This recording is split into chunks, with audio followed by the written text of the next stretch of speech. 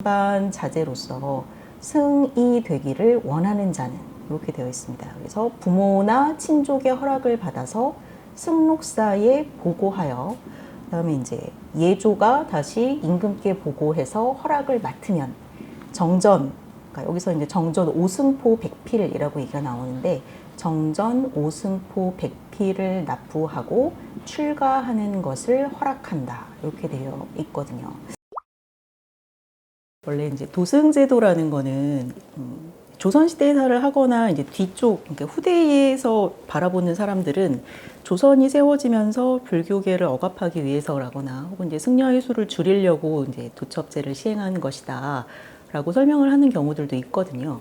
사실 이제 그건 아니고 이건 이제 불교의 저변이 넓은 왕조라면 다 시행하고 있는 제도라고 보시면 됩니다. 중국에서는 이제 뭐 위진남북조부터 되었다고 얘기가 되지만 우리나라에서 기록상 최초의 기록은 이제 충수광 때예요. 1325년이어서 14세기 전반이니까 굉장히 늦은 편입니다. 그래서 우리나라에서 왜 이렇게 도첩이라는 글자가 늦게 나오는가에 대해서 원래 있었는데 이제 기록상에 없었던 것이다 라고 얘기를 하기도 하고, 이제 효과는 도승제는 있었지만 도첩 발급을 충수광 때 시작했을 가능성이 있다라고 얘기가 되기도 하고 있습니다. 그래서 이제 도첩제도라는 것은 불교계에서 개인적으로 출가하는 것과는 별개로 국가에서 이제 이 사람을 국가적인 승려다라고 인정할 수 있도록 이제 그 과정을 거치는 제도를 도승제라고 부릅니다. 그 결과물로 나가는 문서가 도첩이라고 할 수 있죠. 14세기 말 15세기 요 무렵에 보면 위정자들이 일을 정말 열심히 하거든요. 이렇게 열심히 할 수가 없다 싶게 정말 너무나도 열심히 하는데, 그때 이제 가장 많이 논의가 되었던 부분이 이제 국가의 통치 체제의 틀, 그다음에 이제 뭐 세금의 운영, 그다음에 뭐 신분과 관련한 직역들, 막 이런 것들이 많이 논의가 되는데, 사실 그 핵심적인 부분에 있었던 것이 이제 도승과 관련된 문제였던 것 같습니다. 우리가 이제 조선시대의 법전이라고 하면 흔히 경국대전을 많이 생각을 하잖아요. 근데 이제 경국대전은 두 번째 법전입니다. 원래 조선의 첫 번째 법전은 경제육전이라고 해서 14세기 말에 나온 법전이 있거든요. 경제육전은 실물이 남아있지 않습니다. 일단 경제육전에서 가장 먼저 지적할 수 있는 거는 신분에 대한 필터가 첫머리에 들어간다는 거거든요. 그래서 이제 양반 자제 중에 이렇게 얘기가 되고 있는데, 조선 사회의 양반을 잘 안다고 생각하기가 쉽잖아요. 그런데 이건 이제 아주 조선 초기 기사이기 때문에 우리가 알고 있는 조선 후기적인 양반하고는 대단히 다릅니다.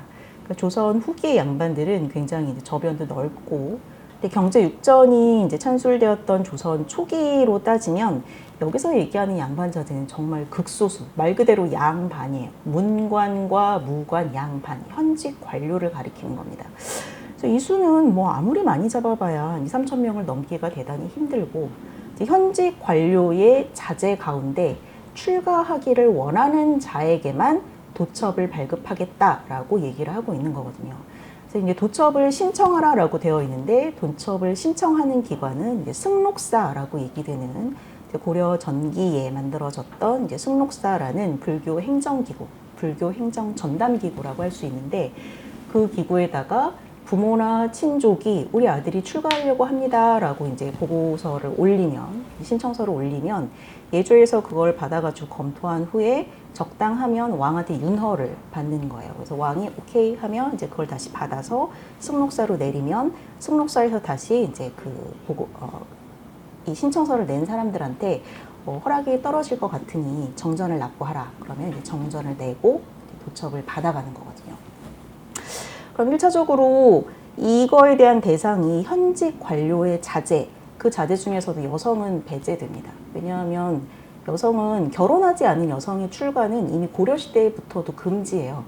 그리고 이제 조선에서 여성의 출가라고 하면 이제 사별하는 경우, 그런 경우가 될 수가 있고, 사료들 보면 결혼을 하기 전에도 출가했던 여성들이 있었던 것 같기는 하지만, 그런 여성들은 전부 다 환속시켜가지고 결혼해야 된다라고 계속해서 얘기를 하고 있거든요. 그래서 법적인 기준에서만 봤을 때 이제 결혼하지 않은 여성은 출가가 금지되어 있기 때문에 법적인 기준으로 봤을 때 경제육전에서 도첩을 받을 수 있는 존재는 현직 관료의 자제 가운데 남성만 해당이 됩니다.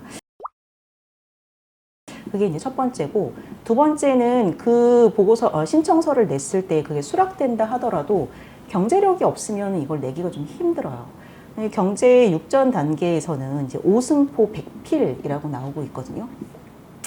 그래서 이제 그럼 오승포 백필이 도대체 어느 정도의 양이냐라고 이제 물어보신다면 사실은 알기는 조금 힘듭니다. 여말선초의 경제사 관련한 자료가 많지 않기 때문에 알기가 좀 힘든데, 대신에 이제 우회적으로 추측해 볼 수 있는 방법은 좀 있어요. 이게 이제 태조 이성계가 조선을 막 건국하고 나서 이제 건국하자마자 이 도승과 관련한 부분은 굉장히 뜨거운 감자 중에 하나입니다. 민의 30%나 되기 때문에 이거는 이제 호구 정책과 관련해서도 중요한 문제고, 세수하고 관련해서도 중요한 문제고, 또 이제 신분 질서하고도 연동해서 움직이는 문제이기 때문에 굉장히 이제 뜨거운 감자인데, 아마 건국하고 초기에는 약간 유연하게 반응을 했던 것 같아요. 잠깐 나오는 기사에서 뭐라고 돼 있냐면, 도첩을 줄 때 양반이 출가할 때는 오승포 100필, 그다음에 서인이 출가할 때는 150필, 노비가 출가할 때는 200필을 받으라라고 얘기를 하고 있습니다. 그러면 이 중에서 이제 노비가를 가지고 생각을 해볼 수가 있거든요. 노비가 출가를 하려면은 그 이제 잠깐 시행되었지만 태조 이성계 때 건국 초에 노비가 출가할 때 200필, 오승포 200필이라는 개념이 어느 정도인가.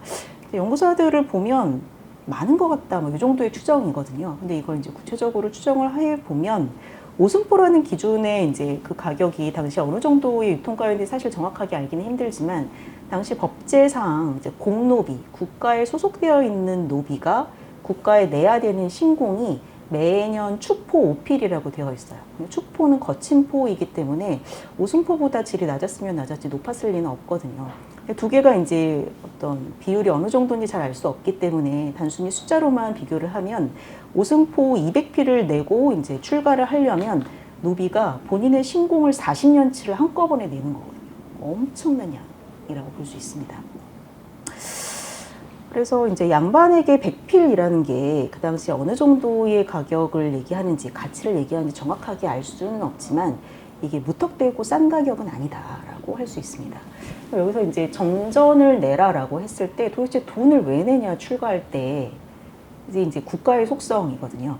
이 정전할 때 이 정이라는 게 역을 질 수 있는 남자를 뜻하는 겁니다. 정전가라는 것은 이 사람이 평생 내야 될 정의 가격을 미리 내는 거예요. 노비 같은 경우에는 본인의 신공가 40년어치를 내는 거고, 아마 양반도 뭐 상층의 양반들 혹은 현직 뭐 관료의 자제들이 역을 뭐 신역을 조선 후기만큼 지었을 리는 없겠지만, 혹가 이제 지게 되더라도 한 이제 정 100필, 오승포 100필 정도라고 당시에 평가를 했던 것 같습니다. 그래서 이 사람이 이제 내야 될 평생의 이제 정의 양을 먼저 한 번에 일시불로 납부를 하고 출가를 하게 만드는 거죠.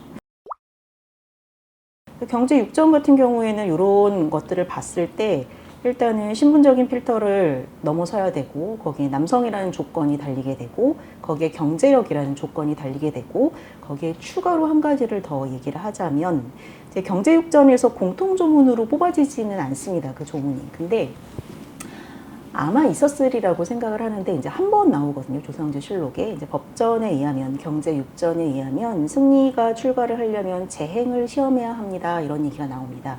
제주 제자에 행실할 때 행자인데, 아마 이 재행을 시험해서 도첩을 발급한다는 내용으로 봐서, 이 도첩을 발급할 때 신분, 성별, 경제력뿐만 아니라 학식, 이 사람의 어떤 역량도 봤던 것 같다라고 얘기를 하고 있습니다.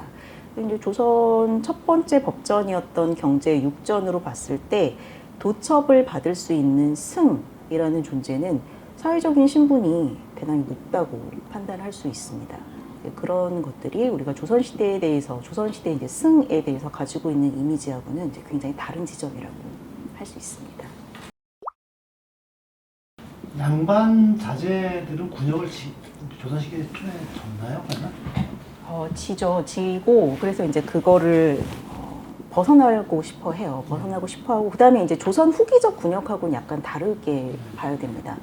사실 15세기 사회의 어떤 이제 역체제나 신분제에 대해서 아직 깔끔하게 밝혀지지가 않았거든요. 우리가 생각하고 있는 군역은 마치 현대 사회의 군대를 가는 것처럼 마치 이제 몹쓸 노역을 지는 거죠. 그렇게 인식되기가 되게 쉬운데 실제로 이제 군역은 힘들었던 그런 역 중에 하나기는 한 것 같고 굉장히 귀찮은 일이었던 것 같긴 한데 고려 시대나 아주 조선 초의 상황을 보면 이제 군인이라는 그런 직역이 사실 낮은 직역은 아니에요. 아니고 그리고 이제 그 도승을 할 수 있는 그 양반자제에 대한 그 기사들을 쭉 뽑아보면 이 사람들이 이제 집안이 좋고 아버지의 지위도 좋고 이렇기 때문에 이제 군직 중에서 이제 특수한 군직, 혜택으로 나가는 군직들을 받는 경우들을 볼 수가 있거든요. 그래서 어떤 군인 자체, 군인이라는 직역을 봤을 때 조선 전기하고 후기는 다르지만 이게 이제 군역에 동원된다고 얘기를 했을 때 그 부분은 피하고 싶은 부분이었던 것 같아요. 어떤 이제 본인이 국가에 대해서 내야 되는 역으로서. 근데 여말산초의 기사들을 보면 이제 일반 양인들이 내지 이제 이렇게 공부를 해서 내지는 벼슬길에 올라갈 수 있는 이런 사람들이 군역을 피할 수 있는 방법이 두 가지가 있습니다. 첫 번째는 이제 조선 후기도 마찬가지지만 향교의 학생으로 등록이 되면 돼요. 그럼 얘는 과거 시험을 볼 애기 때문에 요즘 이제 수능 보는 애들한테 모든 거 다 열애시켜 주듯이 얘는 이제 과거 시험을 볼 애기 때문에 열심히 공부를 해야 하므로 향교에 등록이 되어서 학생이니까 군역을 면해준다. 이런 개념이 있고 그 외에 다른 한 가지가 도첩입니다.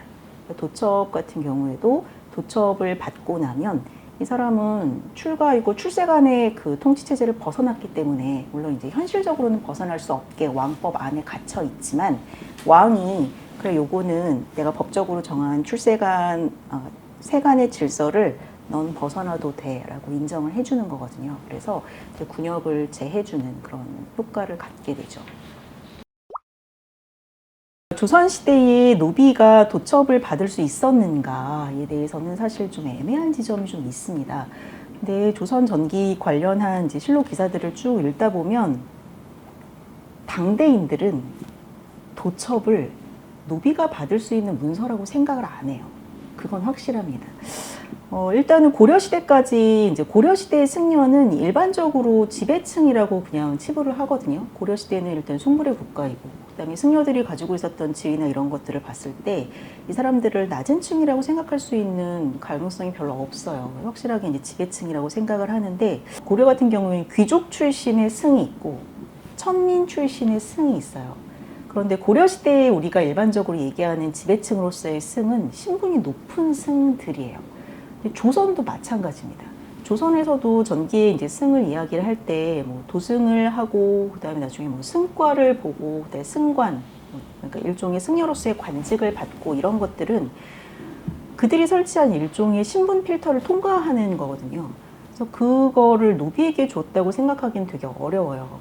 그래서 아까 이제 말씀드렸듯이 국초에 이성계가 양반과 서인과 이제 천민을 나누어서 정정가를 매겼는데 그게 오래 갔던 것 같지는 않습니다. 그 이후에 관련한 논의가 거의 나오지 않고 경제육전을 반포했을 당시 그 조문을 보면 양반 자제하고 천머리 뻑 하고 나오거든요. 그러니까 이거는 천민의 출가 자체를 생각하지 않는 거예요.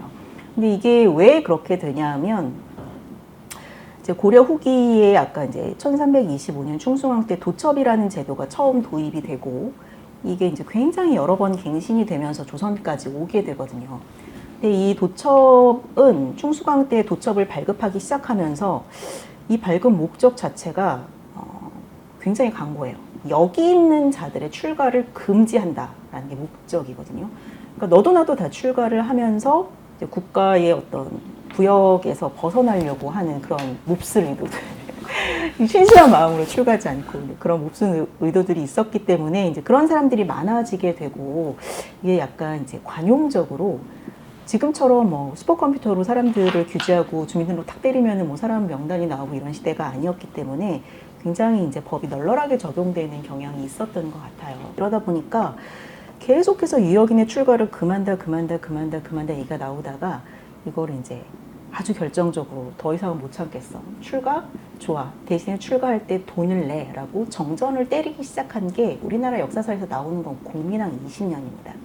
그래서 공민왕이 이제 우리가 알고 있는 이른바 공민왕의 개혁을 이제 추진을 하면서 도승제를 건드리게 되고 도첩을 받으려면 정전을 내라라고 얘기를 하게 돼요. 그래서 그 당시에 이제 매기게 되었던 정전가가 결코 싼 가격은 아니었다라고 얘기가 되고 그 연장선에서 이제 태조 이성계가 국초에 양반과 서인과 천구에게 정전을 매기게 되는 거거든요. 근데 이제 이상의 논의를 쭉 살펴보다 보면 조선 초기 도승 관련 논의에서는 계속해서 이 문구가 얘기가 나와요. 양반 자제 가운데 자원위승자 스스로 승이 되기를 원하는 자가 도승을 해야 되는데 이것들이 참남하게 양인이 아닌 것들이 자꾸 출가를 합니다. 이런 얘기들이 나오거든요.